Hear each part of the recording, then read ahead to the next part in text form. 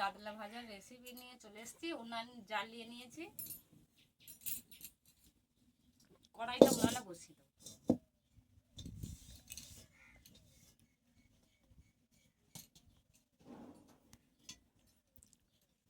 দুধটা 1 টিফিন দুধ নিয়েছি, দুধটা ছেঁকে কড়াইয়ে ঢেলে নেব।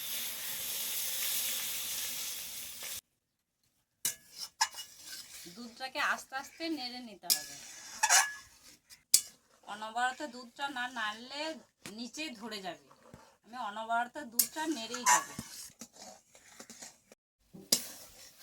অনবরত নাড়ার পরে জলটা মরে গেছে, আমার ভাজা ভাজা হয়েই এসেছে। পরিমাণ মতো চিনি দিয়ে দেবো। অনবরত নেড়ে নেড়ে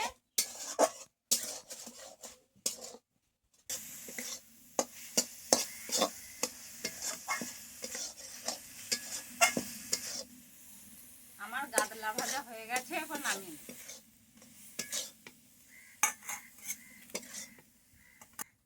আমার গাদলা ভাজা রেডি।